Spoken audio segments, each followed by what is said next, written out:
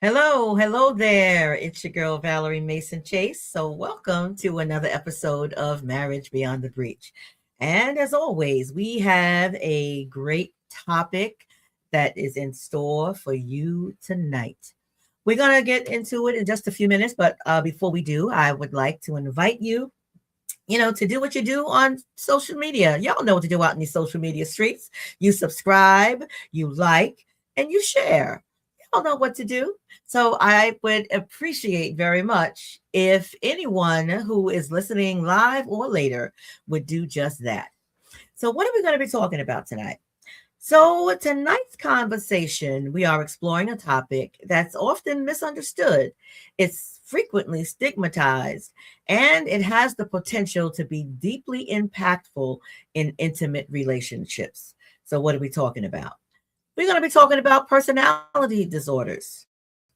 So, when personality structure influences emotional regulation, attachment, empathy, and conflict patterns, the effects can ripple through every layer of a marriage or a committed partnership. Yet, the diagnosis does not eliminate dignity. Understanding does not excuse harm. So joining me today, I have a very, very special guest who's going to help us unpack the clinical realities behind these diagnoses, what they are, how they romantic relationships, and what meaningful treatment and relational progress. Right now, my Wi-Fi had a couple of glitches in it. I apologize for any glitches that may occur. Been having some issues. So hey, Miss Vicky, thank you for watching. There's my cookie man. Hey, baby. And my sister Jackie. And anyone else, when I introduce our guest and read her bio, I would appreciate if you would give her a warm Marriage Beyond the Breach welcome. So the person I have tonight, now y'all know a lot of times I have people up here from Mending Hearts. Okay, I'm partial to Mending Hearts because I serve there. And this person I'm going to bring on tonight, actually, even though we both have served as nurses at the VA in Philadelphia, we didn't meet there. We didn't know each other there. We met through Mending Hearts because she is our advanced practice nurse there at Mending Hearts. So I'm going to stop talking about her and I'm just going to bring her on. None other than Melissa Smith. Hi. Hey, Melissa. How are you? So I first want to thank you. I want to thank you for joining us tonight. Thank you for your yes. Thank you for taking the time to be here. You're So welcome. I'm going to read your bio so that those who are listening can be familiar with who you are. Arnetta Shaw, thank you for watching. Melissa Smith, I'm going to say all these letters because she's got 50 million letters behind her name. MSN PMHNP-BC is a psychiatric mental health nurse practitioner and professional development specialist who provides clinical excellence through mindfulness, civility, and whole person psychiatric care. Through her practice, the Mindful Wellness Place, Melissa conducts evaluations, delivering whole health treatment plans for professional adults seeking improvement in their overall health. So again, that is Miss Melissa Smith, extraordinaire. She is APN extraordinaire. And she's going to share with us as we move along in the program how anyone who is interested in contacting her, how you might be able to reach her. So let's get started. So Melissa, first question. Would you define personality disorder? And what are the various types of personality disorders? Personality disorders they're not bad things. They're just kind of the way people think and engage with the world. So you may hear a personality disorder or a certain type of personality disorder and kind of take offense to it, but take into consideration that our personalities are developed over our life. So depends on how your childhood is. It depends on what happens when you're in the womb before you're born, and whether your needs were met, whether your wants were met, and how you kind of just got along in the world. So there's about 10 personality disorders. They Mm-hmm. are split into three different groups. They're called cluster A, which is typically like people that just have very eccentric thought processes. Like they think about things really weird, and you're like, I never thought of it that way, but okay. Just not really psychotic. They're just weird. It's okay. Then you have cluster B, which is people who have a tendency to not understand that the world doesn't revolve around them. It kind of fluctuates as to what it looks like with the different diagnoses that are in cluster B.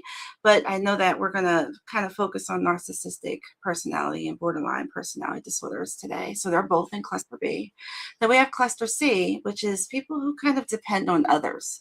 Um, Excessively. You may have a 35-year-old man who still lives at home with his parents. He's working, has a job, has good income, but has difficulty with just associating with looking for a life partner. I don't want to say women because not every man's looking for a woman. They just may have difficulty just separating from their childhood experiences where they may be more dependent on their parents. They may be more dependent on a partner. So that's cluster C. So that's pretty much personality disorders in a nutshell.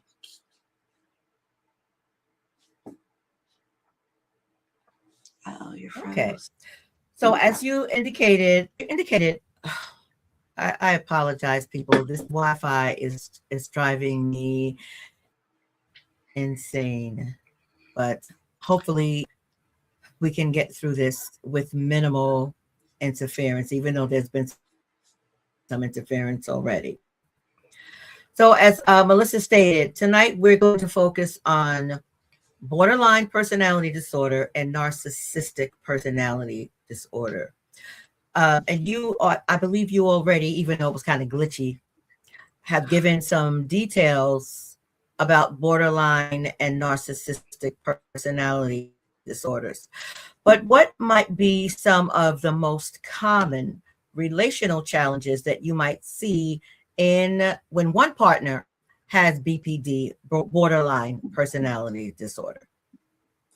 Some relational challenges you may experience are communication issues where one person may overreact to something that the other partner is like, it wasn't really that serious. Other things that you may notice in relational issues is they have unstable relationships. They may have difficulty maintaining honest communication with other people. They may have very tumultuous relationships. You may find that some Mm-hmm. people tend to have very brief romantic relationships. They may have just a fling for the summer, the fall, the winter, the spring. They might have two people that they're dating. They have a difficulty settling and committing to a relationship. Some challenges you may also see is where some people just have Mm-hmm. difficulty relating to others and being empathetic and understanding of what's going on, whether they're in a romantic relationship or even just siblings or coworkers. They just are unable to connect with others. So those are some of the things that you may see in both of those two diagnoses.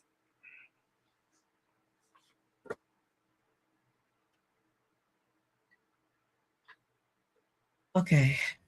I'm a little Just take a discombobulated breath. because I keep seeing, I don't know what the viewers are seeing. I don't know if you're experiencing it, but on my end, Oh, I I'm have seeing no a lot idea. of glitches. Are you seeing it, Melissa? I do see that you freeze a little, but I can still hear you most of the time. I can do a check and see if I can like log in and Okay. see if I see it um on my YouTube, if that'll help. Or if I don't know, can anybody Okay. do they Yeah. post comments in the video? They can tell you. Yeah. Anyone who's watching, just let me know in the comments what it's looking like for you, because I know what I'm seeing on my end, and it's a bit unnerving for me. But let me know what you guys are seeing if you can just let me know right quick. Oh, Arnetta said that Melissa's is fine. Oh, And and my Jackie sister said that said you that I'm freeze. freezing. Yeah. Yeah, Jackie said that Yeah. I'm freezing. Yeah. Okay. All Yeah. right. I think, I Yeah. mean, It the says only I'm other thing glitching I a can lot. do is if you Well, reset. I've been having some issues with Wi-Fi, so I'm sorry about that. That's technology No, for that's you. okay. We're gonna just keep going, because the Okay. main thing is, as long as they can hear you, even if they don't hear me and I'm glitching, that's fine. And if I'm Okay. So freezing and what I'm we'll glitching, do is that's I'll fine, repeat because the I'd question. rather it be me. Yeah. I'll answer the Perfect. question. That is Remember when we were in perfect. elementary school Perfect. and they used to be like, what is the capital of this state, right? What's the capital of New Jersey? And you couldn't just say Trenton. Mm-hmm. You had to say the capital of New Jersey is Trenton. We'll do it that way. I got you. Perfect. That'll be perfect. So even if I freeze or glitch, everyone can still hear what the question is. Yeah, I Um, think we got it. so talk for a minute. What exactly, what is splitting? And what might a partner need, um, to know in order to help navigate through that? What does that mean, splitting? All right. So splitting is a term that we typically use in psychiatry. It's usually a clinical term that we use. It's not really something that you would say kind of in the home, but splitting means that the person Mm-hmm. who either is exhibiting the symptoms of either borderline or narcissistic personality disorder is trying to find a way to cause discord amongst the people that they are having an issue with. So, for instance, let's say you and I were having a conversation Mm. and I didn't like what you said in the Mm-hmm. conversation. I would call your sister and I would be like, sis, she over here tripping. She said da da da da da da da da. And Mm-hmm. then I would tell her the whole story from my perspective to put it so that I'm in a good space. I'm in a good light. Like I'm not doing anything wrong. And then the two Mm. of you would talk and then you would have a conversation and be like, so she trying to pit us against each other because she messing up? No, we're not doing that. So that's kind of the nutshell of splitting. It's hard Mm. to kind of explain. But what happens is when someone Mm-hmm. is Mm-hmm. splitting, that's like one of the early signs to know that they're starting to have one of their narcissistic or borderline personality episodes where they're starting to get emotionally dysregulated, where they're starting to get angry, where they're starting to get hostile. There may be some yelling going on. And that's when you kind of got to separate and take some space and say, no, we're not going to have a screaming Mm-hmm. discussion. So that's kind of what splitting looks like. Um, Okay. Okay. yeah. Sometimes, individuals who are borderline, they might experience very intense shame after they have an emotional outburst or there's some sort of relational rupture. So, what therapeutic strategies help couples, can potentially help couples move from a cycle of relational rupture and repair, and have them move more towards emotional regulation and a sense of safety? So you didn't freeze, but I'm still going to kind of try and repeat it. So you were asking what type of therapeutic Mm-hmm. modalities can be put into Okay. place when someone is exhibiting these behaviors and the couple decides that they want to work on it. A lot of the things that are exhibited when you're dealing with narcissistic and borderline personality disorders. You're dealing with emotional dysregulation. Emotional dysregulation is simply someone is unable to find themselves in a calm state and be in the appropriate mood for whatever it is that's going on around them. So they're having difficulty engaging with their Mm-hmm. environment. They're having difficulty navigating what's going on in the environment. And they may or may not know that they are the one that's causing the disruption. And that's where the key is in the partner's Mm-hmm. perspective. The key is for the partner to understand, oh, you're having an episode without saying it. You can't say, oh, you're tripping. You can't say, I need you to stop. I need you to kind of, catch yourself and gather yourself, because it causes the emotional Mm-hmm. Mm-hmm. dysregulation to escalate because now you're calling them out on it and you're telling them they need to go for a walk. Mhm. You're telling them they need to go in their room. It becomes a very precarious conversation. So some of the treatment modalities that we use for borderline in particular, we would use DBT, which stands for dialectical behavioral therapy. It's a treatment modality that actually was developed for symptoms of bipolar disorder. I mean, not bipolar, I apologize. Just it's a day. Symptoms of borderline personality disorder. And when you're working with someone with dialectical behavioral therapy, you're teaching them to understand what are the signs that happen before I get to the point where I'm out of control and we are having an argument and we do go our separate ways. It teaches them to understand that, know what needs to be done, take the space, and then walk away, but not just walk away. It's walk away and figure out what's going on. See if they can figure out why they're upset so that they can help soothe. We call it self-soothing. We're all adults, but we still self-soothe at the end of the day. So figure out how to self-soothe and how to come back to their partner, and maybe taking a quick break and saying, all right, I gotta walk away. I'll be back. And that's okay. That's just one kind of modality. Another one is emotion regulation, which is very similar to DBT because you have to figure out what the emotion is that they're dealing with. So that's kind of what it looks like for borderline personality. For narcissistic personality, it's a little bit more intricate, and the names of the therapies aren't necessarily the most heartwarming when you think of it. One of them is called shame work, working on shame. When we're dealing with people who have narcissistic personality disorder, they have low self-esteem. They don't see how great of a person they are if they weren't exhibiting those symptoms. They don't see their creativity, how intelligent they are, how well accomplished they are, because they're too concerned about what may have happened, usually starting in childhood, where they never were enough. So shame work is very, very challenging to work with, but they have to want to do it. Like, you can't make anybody get help. You have to kind of just get over the name of it and work through it. Yeah. And work through it. Yeah. So when it comes to these two particular personality disorders, because I know they both can be extremely challenging to work with, what about treatment in terms of medication? Would it be recommended? And if so, what might you need to see in order to come to the conclusion that meds might be appropriate? Honestly, with personality disorders, medication is not usually used to treat the actual personality. It's usually used to treat co-occurring disorders.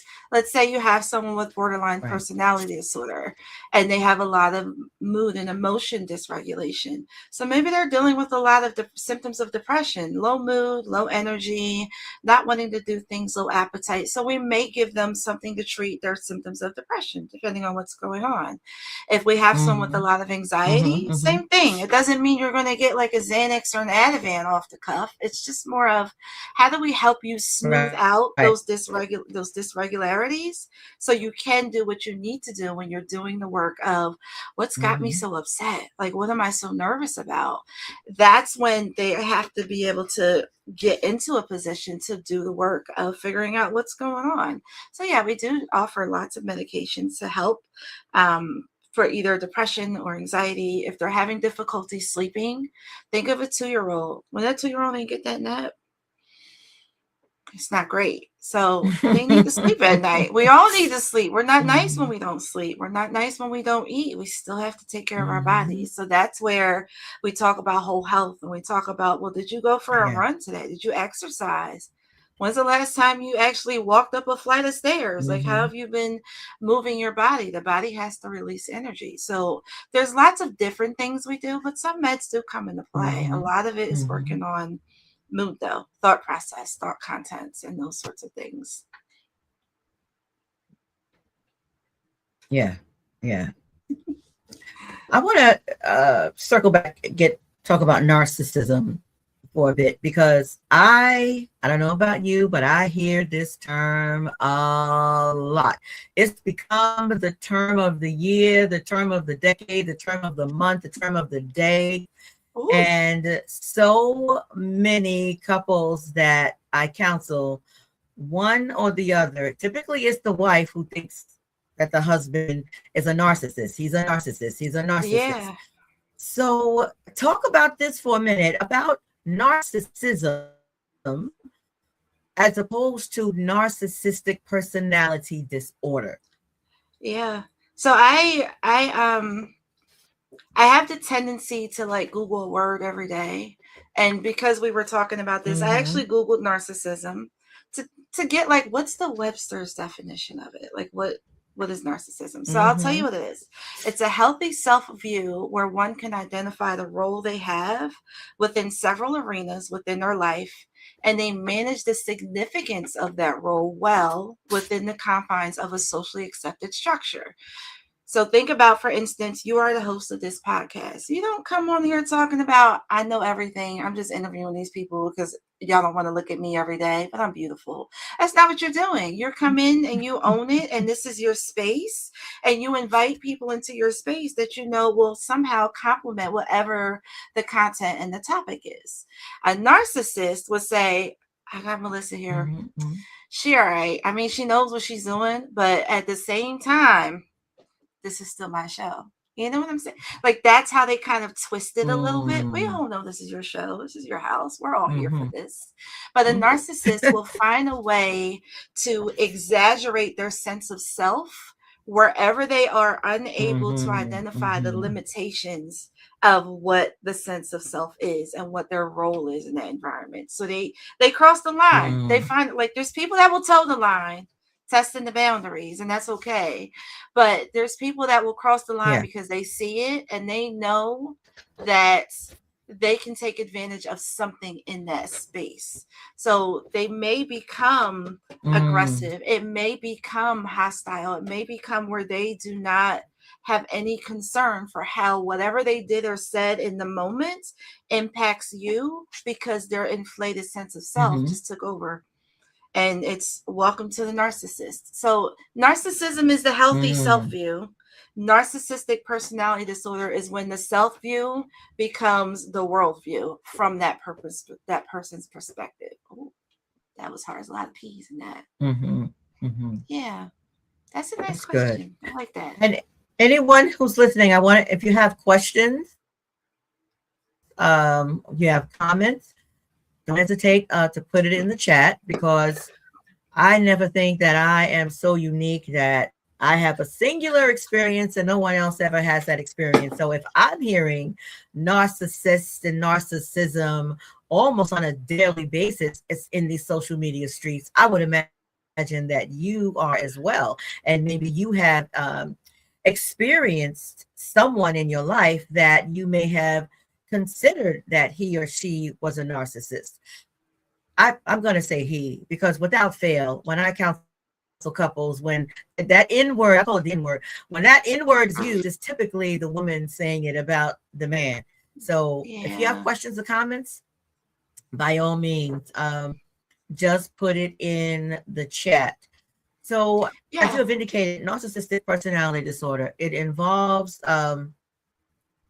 a fragile self-esteem, even though people who encounter them would not think so because they outwardly appear very confident.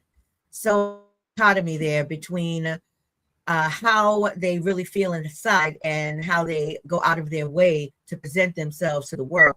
So, how might this influence either defensiveness or blame shifting or difficulty with tolerating criticism when it comes to a romantic relationship? So you know how so let's say that you say most of your clients, it's more common in men, and it is. If we look at the statistics of it, it's one half to up to 6 to 7% of the U.S. population that is diagnosed with narcissistic personality disorder. And Mm, those are just the people that are diagnosed with it. That's not because you have to go and right. actually get assessed and treated and like care enough whether or not you have it to receive a diagnosis. It's not a diagnosis that is generally given lightly, because once you receive that diagnosis, it kind of follows you for the rest of your life. So that's the very first thing. When we look at someone who has a diagnosis of narcissistic personality disorder, it is more common in men. They take up half to 3/4 of the amount of people that are diagnosed with it.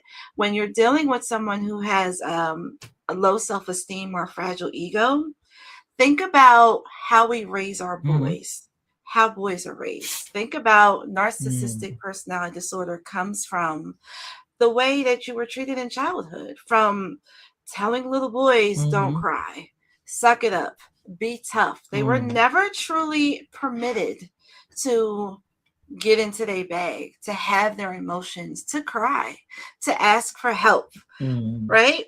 And now they're grown men. They never were really able to Mm-hmm. Mm-hmm. connect and really do those things. We talk about people who have mommy issues because the mom wasn't allowed to allow the son to be whoever he needed to be, Mm-hmm. or it's because the father was too hard on the son, whatever it is that happens. So now you're dealing Yeah. with a grown man who's expected to be married in this relationship with this partner that they have. And the difficulty is they don't know what to do when their partner is vulnerable. They don't know what to do when they're frustrated with their partner. They don't know how to communicate. They don't even have the Mm-hmm. vocabulary to say, wife of mine, I'm sorry. I apologize. I did what I did because I felt what I felt, or I thought what I thought, because they're ashamed to say what they felt or they thought because they were never supposed to Mm-hmm. feel or think those things from being little boys. So it's like, I'm sorry, it makes me all emotional. It's weird. It's so sad. But at the same time, how can we Mm-hmm. help them? So the way to help them is when you're in the Yeah. moment and the episode is on 10, you can't say, this is why you gotta go to therapy. You can't do that. You gotta find something funny to laugh about. You have to walk away. You have to give each other space. I always, any client that I'm working with, I tell them, do you have a magic word? Like if you go out with your partner or you're having an argument, there's just a magic word that's the safe word that says, I'm out of here. The magic word I always give is rainbows and sunshine, because we will never say that out loud in real life, really, ever. But if we're arguing and I say to you, I call rainbows and sunshine, and you're like, no, and I keep saying it, and that's all I say, you have to stop the conversation and we need to take our break. Go get something to eat, go get a drink, go for a walk, go use the bathroom, whatever. Do what you have to do to give yourself space. But at the same time, you have to communicate it and agree, we're going to come back in 15 minutes. We're going to come back in half an hour. Because again, that episode was triggered by low self esteem. So we're in the middle of an argument. You walk away. Now you left me here all vulnerable and mad at the same time. You have to be able to communicate Mm-hmm. what this looks like, but you can't do it in the moment. It never works if you do it in the moment. It's just going to throw fuel to the fire, whatever the fire is. So honestly, it's giving each other space and open communication, and it's hard. You all types of frozen. You've been frozen for like 20 seconds. There you go. I got you back. Yeah. I know. I know. But listen, It's all right. let me freeze. As long as they can hear you, that is what really matters. So I apologize to the viewers. But Arnetta has a great Absolutely. question. Okay. She's asking, what boundaries would you recommend when dealing with someone with narcissistic versus borderline personality disorders? A lot of that comes from the type of relationship you have. If we're talking about spouses, people who are either married legally or just living together, whatever it looks like, you have to Mm-hmm. figure out what boundary you are Mm-hmm. comfortable setting. One of the very first boundaries to be comfortable setting is to not go back and forth toe to toe. Don't toe the line with them. It's not saying that you will or won't win. Mm-hmm. It's saying more that it doesn't make sense for both of you to be angry and agitated at the same time. That's how we get into fights. That's how Yeah. we call the police. We don't want that. We're in this committed relationship. We have to commit to Mm-hmm. how we're going to deal with what we're dealing with when we deal with it. Because they might be having an episode, and it's not even about you. Mm-hmm, It's mm-hmm. about something that a coworker said this morning that's had them riled up all day, and they haven't been able to get through it because they still don't know how. Because again, there's still that little boy dealing with whatever the challenges are and the vocabulary, and they might not feel safe enough to say it at work. So the very first boundary I would say is creating space. If you're in the living room, if you're in the same kitchen, separate yourselves. Do not sit next to each other on the couch. If you're at the dinner table, hopefully you're not having an argument because now your meal is ruined. But if you're at the dinner table and we sit here with this knife and fork, why are we here by these weapons? We're like, you know what? Mm-hmm. I'm no longer hungry. I'm just going to wrap up my food and I'm just going to go in the living room. Can I get like 15 minutes? And then we can finish talking about it because this isn't working. Because you're upset. I'm upset. I don't want to be upset. I want us to work through this. Like it's communication. It's not matching the tone of voice. It's not yelling. It's not tit for tatting. It's not hitting below the belt and talking about that one time when you gave that guy your phone number while you was married and you shouldn't have did it. It's not doing any of those things. It's coming up with rules to disagreements. And, you know, there's the art of war. And we don't want to be at war in our house. Not at all. Yeah. Arnett, I hope that answers your question. Yeah. Yeah. Yeah.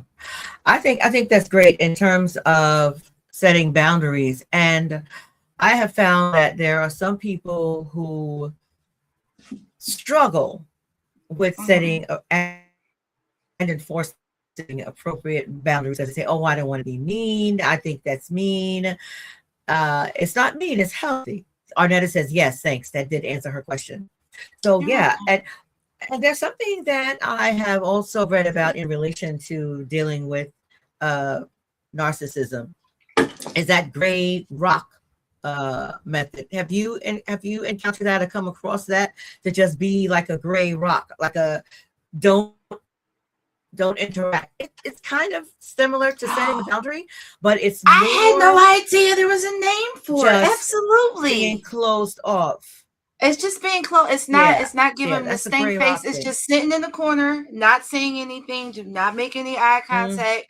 Act like you minding your business. Not necessarily. Don't be scrolling on your phone. Don't act like you're texting because that's going to make it worse. But it's just being in the space and not allowing the energy that they're exhibiting and I guess forcing upon you, not allowing that to penetrate your force field. You have to take a mindful moment. You got to be mindful in the moment of this individual yelling or being disrespectful. And it's only because you're coming up with a safety plan, because you need to, while you're being that gray rock, you need to say, all right, if he comes at me, I got to go this way so that I can get out the house. Because I don't know if it's going to escalate. You don't know. Typically, when we're dealing with someone with borderline or narcissistic personality disorder, violence is not one of the characteristics of either of those disorders against other people. But they might say something against themselves. They might kind of say, I'm going to kill myself if you leave me. We'll get into that, though. But the gray rock method, I'm sorry, I'm a little all over the place. The gray rock method, you need to figure out what your plan is. You need to process your emotions because you're not going to let it stay with you. You're not going to bed tonight afraid or feeling so small that you don't deserve to be in this place. You don't deserve that treatment. You're going to figure out what words you're going to keep track of, because when you do talk to the person after the episode ends, I'm bringing it back up. I'm telling you, do you know what you said to me? Do you understand? Do you know the words that you use to me? I'm your wife. I'm the mother of your children. Like, what did you think? That's not okay, because it's unsafe. It's not safe to be in the home like that. It's not fair at all. So yeah, I didn't know it was a thing. Thank you. I'm gonna write it down. A gray rock. A gray rock.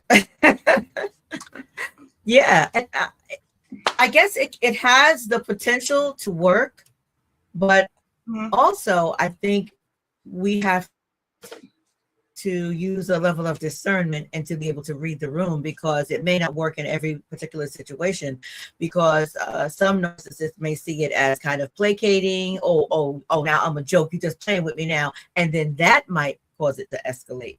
So I think we have to, You have to keep an eye on the when or if situation. you are in a relationship with an narcissist, you got to keep an eye on the situation and Yeah. read it minute by minute. And maybe Mhm. something that you utilized last year may not be effective anymore.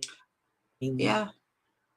So it might You're right. come Because if to being creative and being willing to change your method of dealing with the individual. Would you say?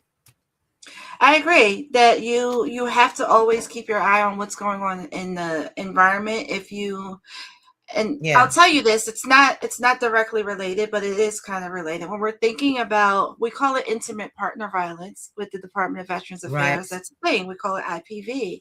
And Mm-hmm. it's your intimate Mm-hmm. partner and it's violence within the relationship of the two of you. If you ask Mm-hmm. almost Mm-hmm. any, well, I'm gonna say it from my own perspective, any black woman you know, she's not getting in between a husband and a wife. You don't get in between a married couple. You don't get in between siblings arguing, because they've known each other from the beginning of time, right?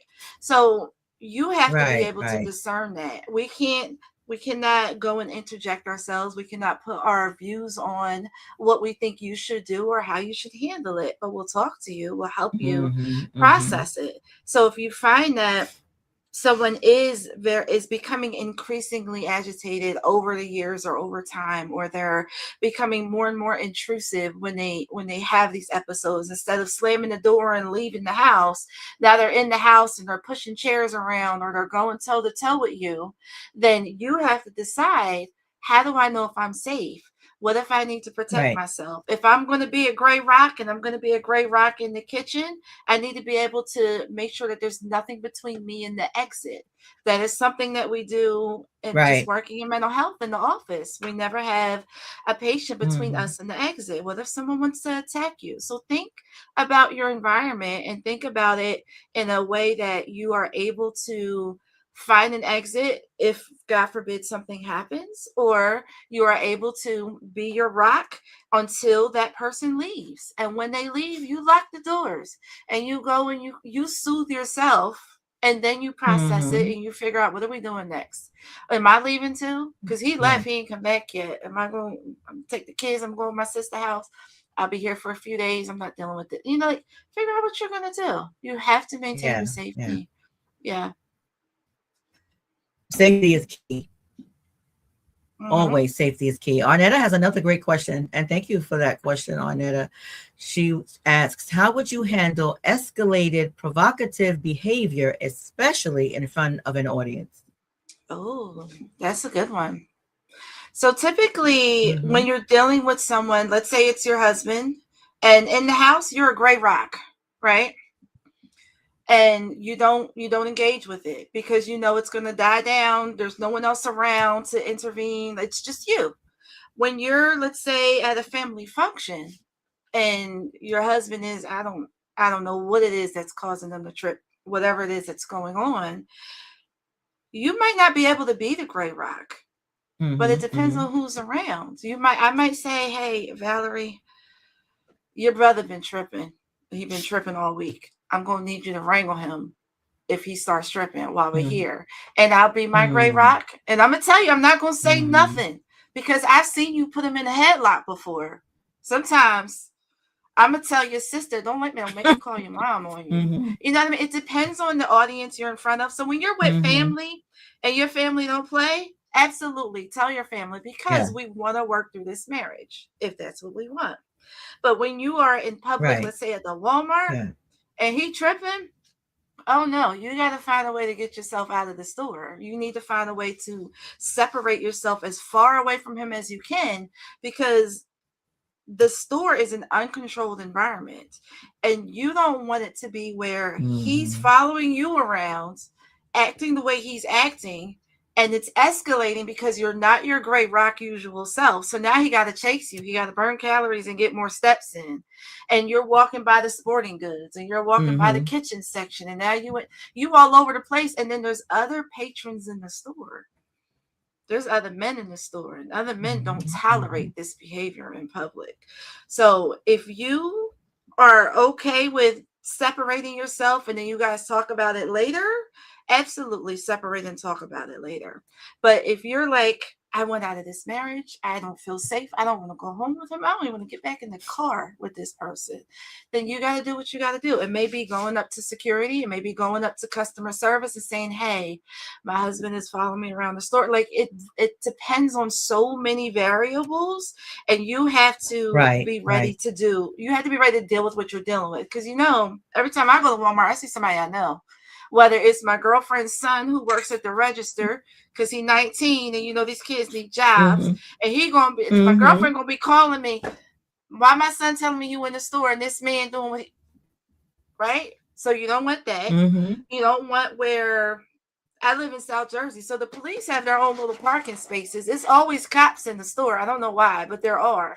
So if you don't want all of that type of attention, you have to separate yourself. My Walmart is next to I think it's a Dick's Sporting Goods. I go into Dick's, he'll be still looking for me in Walmart, and I'm out here in Dick's in my own, just chilling in the camping section, sitting in the chair, waiting for time to pass. I don't know. You have to decide what you want to do when you're in those spaces, but definitely creating space, definitely setting a boundary if you have to. I know you've heard the term, say it with your chest. You need to, and don't be like, babe, get away from me. Like, stop that. No, you use his government, use his name, say his name. Say, I don't want to say no names because I don't have a name to say, but say, sir, I need you to stop. This is unacceptable. You know what I mean? Like, you need to say it because it's going to call attention. Because typically I don't be minding other people's business, but if I see something, I might not say nothing most of the time, but I will tell somebody. I'm not just going to be like, oh, I saw he done popped her upside her head. I'm not just going to walk out the store. Y'all need to call somebody because they in here, they getting violent in here, and I don't know what's going to happen. Like, y'all need to address it. See something, say something. That's a SEPTA thing, you know, taking the train. Yeah. Yeah.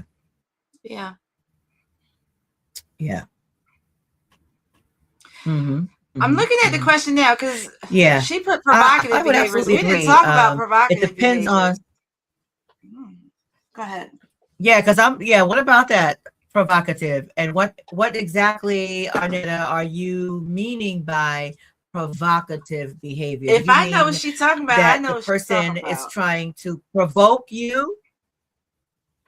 Yeah, trying to provoke you into some sort of interaction, or what? Go ahead. I think what she's saying is, remember I mentioned earlier when they're typically, when you're dealing with narcissism or narcissistic personality or borderline personality, you're dealing with someone who may become violent, but they're not usually violent against others. They're usually self-destructive. So you may have someone who has a history of cutting, but they cut because they're trying to release the energy. So cutting may be one thing. Typically, when I'm doing an evaluation with someone to like the first time we meet, or if they have a history of it and we've been talking about it in our sessions, I do ask about self-harmful behaviors. I ask about suicidal behaviors. Have you ever had a suicide plan? Have you ever acted on that plan? Do you have means to fulfill the plan? I ask about we call them self-injurious behavior. We call them SIB. Yeah, that's what she was saying. The self-injurious behaviors. With the self-injurious behaviors, we talk about have you put that a history of cutting, a history of asphyxiation, a history of burning, a history of intentionally exercising too much to not have enough body weight, a history of not eating enough so that you don't have enough body weight. All these things are self-injurious behaviors. So I do ask about those things. If someone were to threaten to do any type of provocative behaviors in a private setting, I allow silence to take over.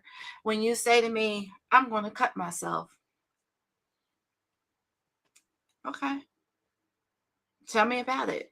What makes you, in a professional realm, I'm saying what makes you want to do that. I'm assessing it. As a spouse experiencing that from my partner, that's a scary thing to think of. For someone to say, I'm going to cut myself. You're going to cut yourself. Yeah. Okay. So what does that mean exactly? So you're going to cut. So what does cutting yourself mean? And it's asking them, why are you going to cut yourself? Are you going to cut yourself because of something I did or said, something you did or said, because you're feeling a certain way? Like, what does cutting do for you? You can ask them, and typically they may be able to say, or they may not be Yeah. able to say. You can ask them what their intent is. And when we talk about intent, when you cut yourself, what is the outcome that you are seeking from cutting yourself? Are you seeking to take your own life? Are you seeking to, like, what is the plan here? But as you're having this conversation, you kind of want to pull some professionals in. You want to call the crisis hotline, call 988. If you don't remember 988, you can call 911 and they'll send you to the crisis hotline. If you're out, tell them where you are, tell them what's in the house. They're going to ask you, is there any firearms in the house? Are you safe? Do you need to get out of the house? They're going to do all of those things. At the same time, don't take those statements that someone may be saying, we call them provocative statements, don't take them lightly. For someone to threaten to harm themselves or to take their life, you definitely Right. want to take that seriously. That's not something that we just take lightheartedly. We definitely want to Yeah. check into it. We'll call crisis hotline, we'll call 911, 988. If they have a provider, a therapist, you may want to send them a message, give them a call, say, hey, my partner said this and this today. I'm with him. He is safe. There's no weapons around, so I know he's safe. What do we do? And you know what the provider's going to say? Yeah. Go to the emergency room. That's what I'm going to tell you, because I can't assess you over the phone. I can't assess you over Zoom. Right. You had a very strong emotion or reaction to something that made you feel as though this is what you needed to do. So maybe creating some space is going to help you. Maybe, going to the ER for a nice 12-hour visit will help. Maybe a couple days in the hospital will help, because you need that break. It's not saying we're not penalizing you in any way. It's literally, you just need a little reset. Let's help you figure out what's going on for you to be thinking that. Doesn't mean you'll be admitted. It's just saying, go get an evaluation, figure out what's going on. Maybe you do, maybe you don't. Yeah.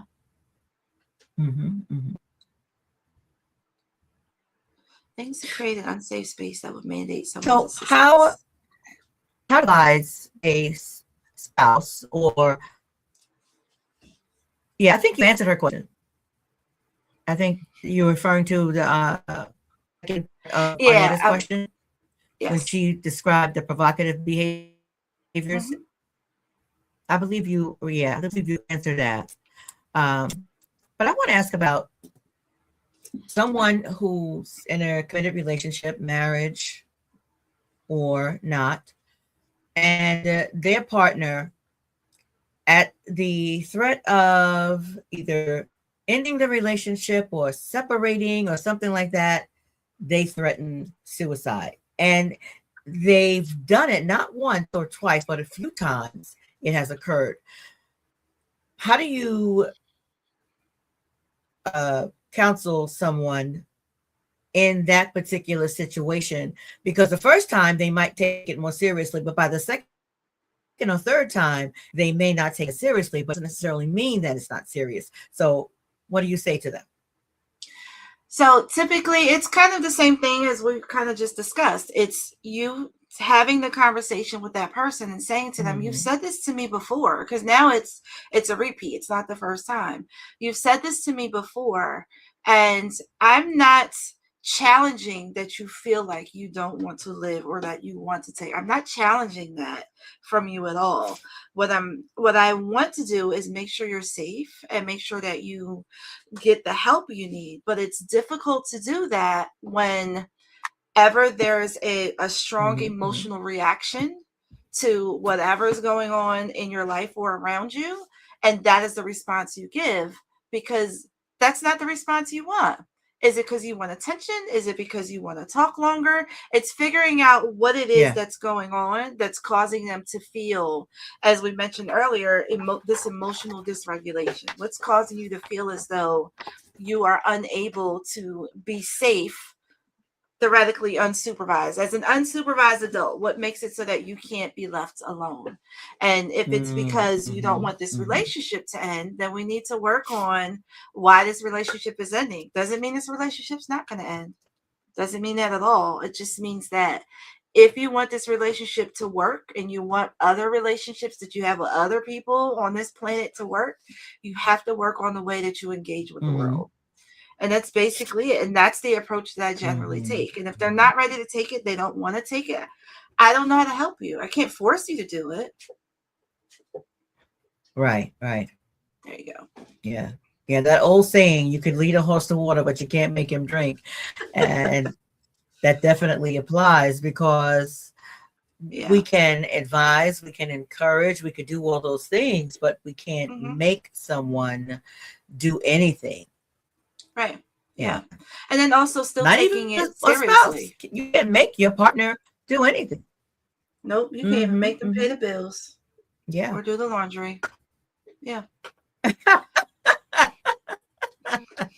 Absolutely. Hey, Nicole, thanks for joining us, Nicole. I appreciate you. Hello. So what about for couples who are navigating these diagnoses, whether it's borderline or narcissistic personality disorder? What realistically might progress look like? So are you looking for symptom reduction? Are you looking for improved emotional regulation, increased empathy, boundaries, or all of the above? What are you looking for progress? Honestly, it's the person who's exhibiting the behaviors. They should be looking for all of the above.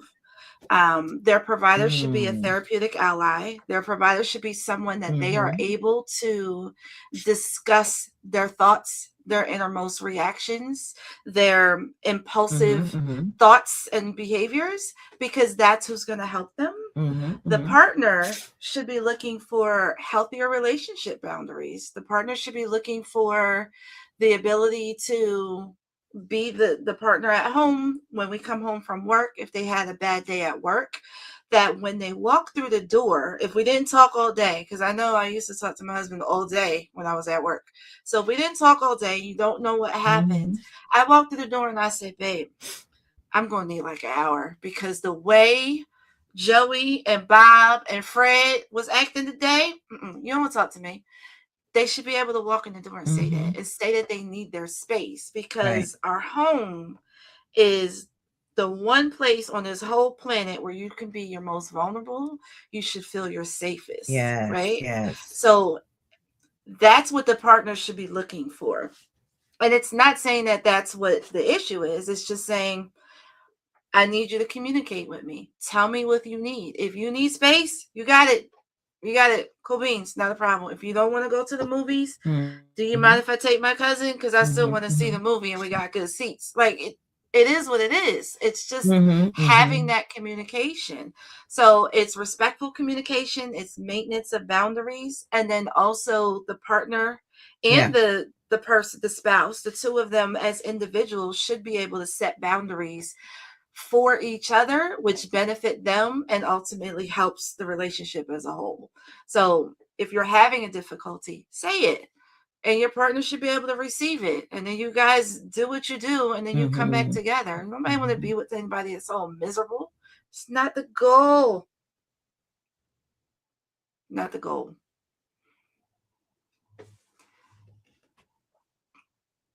There you go.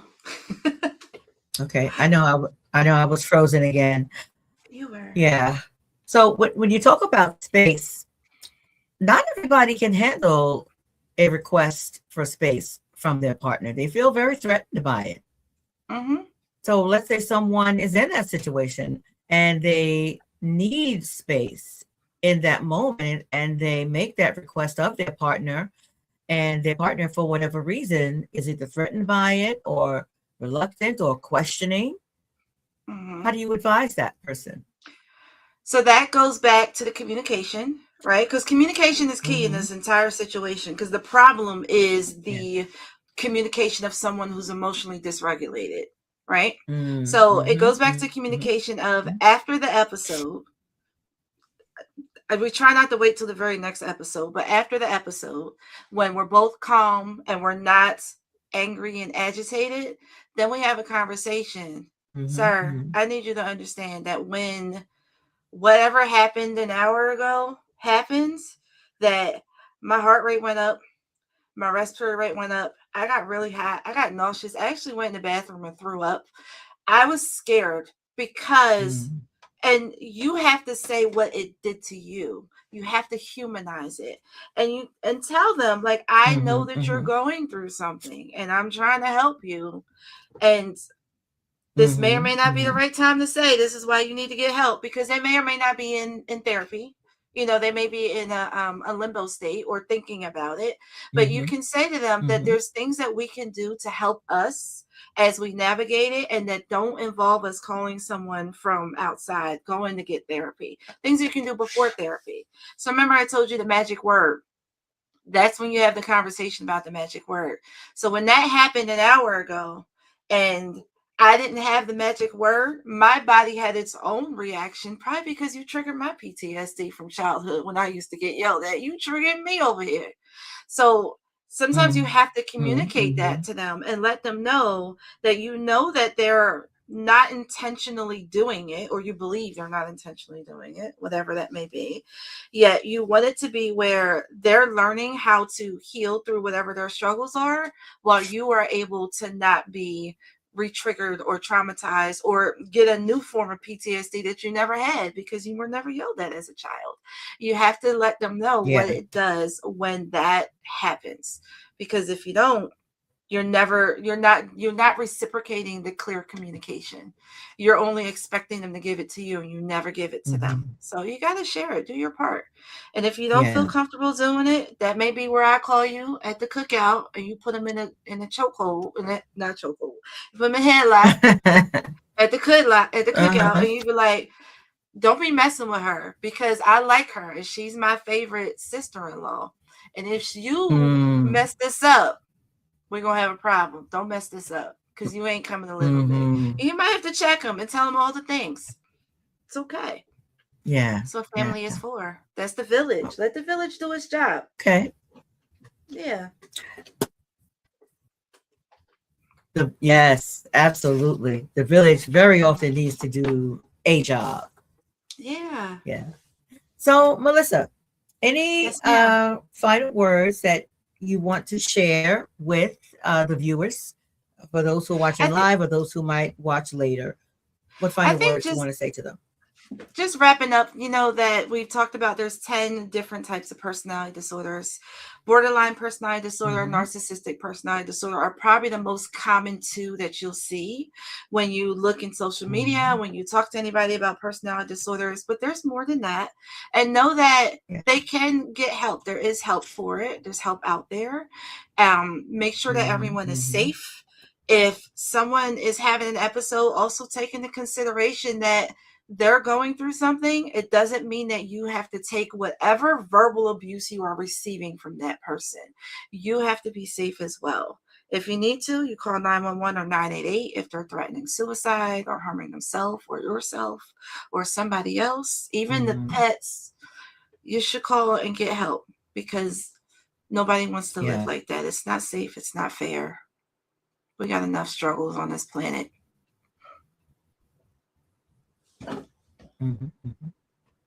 Absolutely. So, Melissa, if someone watching wants to contact you, how might they do it? You know what? I would say I'm going to give you a link to my website and I'll send it to you. I just don't know what it is, and it's long. I'm sorry. I should have sent it to you before, but I could put it in there and you can kind of pin it on the post when you post it up there, if you don't mind. All right. I'm not tech savvy. I'm not an old head. No, not at all. Technology have not been getting along very well. It's been a struggle. Listen, I understand that, because I have been having a serious tech struggle with my Wi-Fi. It just seemed to, I don't know, it seemed to come out of the blue over the last couple of months. And I've done everything I know how to do. So I'm going to call a technician out and just have them come and just check the signal and all that, because I've done everything that I know to do, and so far it's not working. Hey, thank you, sis. My sister Jackie said, great conversation and information, Melissa. You're very welcome. Thank you. Yes. Listen, y'all know everyone without fail that I've had on the podcast that is in any way, shape, or form connected with Mending Hearts, they have been fantabulous. And Melissa is Ooh, no exception. thank you. I She's appreciate the it. person that we called on. She's a person that we call on when we're having challenges with clients. We call on her for a Yeah. consultation.